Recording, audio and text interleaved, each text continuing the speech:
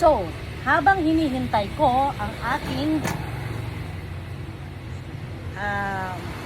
sabaw na kukulo, dahil maglalagay na ako ng sibuyas at saka kamatis, tatalbusin ko muna itong aking ipangsahog. Ang kangkong nahugasan ko na. So ito na muna ang tatalbusin ko. Yan. Talbos ng kamote.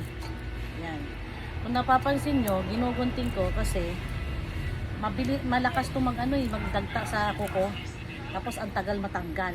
Kaya ginugunting ko siya. Yan o. Yan. As you see, ginugunting ko siya. Yan. Para, at saka mabilis.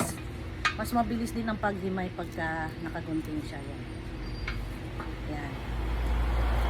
Habang pinakukulo ko ang ating karne. Ang sahog ko, talbos ng kamuting green, talbos ng kamuting pula, at kangkong. At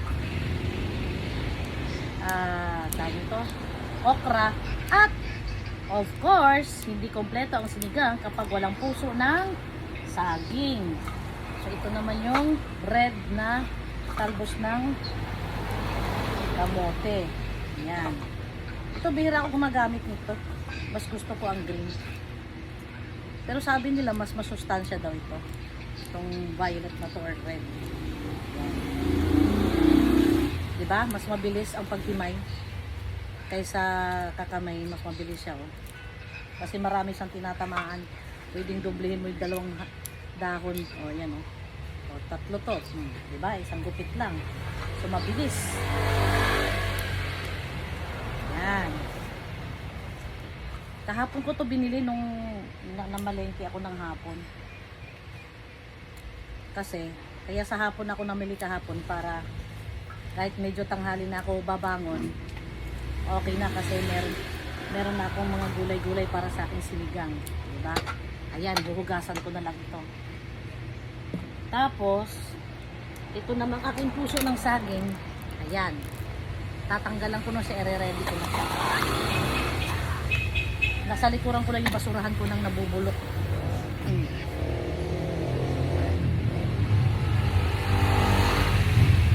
Ang aking sibuyas, kamatis, at saka yung pampalapot ko na gabi, nahiwa ko na, hindi ko lang napakita sa inyo. Tigas. Puso ng saging.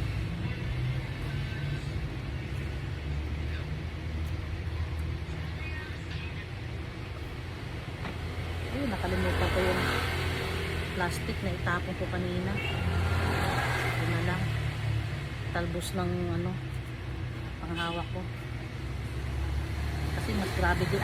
Mas grabe din dito magdagta.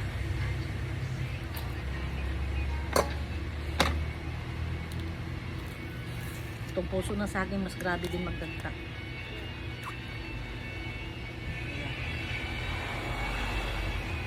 Kulang pa.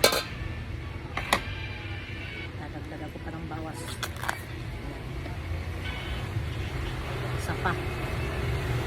Medyo puti na pero tanggalan ko pa ng isa. So okay na. Huhugasan ko na lang. So, automatic. Yung basurahan ko na sa gilid ko lang. Kasi hinihiwalay ko talaga ang nabubulok tsaka hindi nabubulok. Para pag wala ako sa bahay, madali na lang itapon ng mga anak ko. So, hugasan ko muna to. I'll be right back.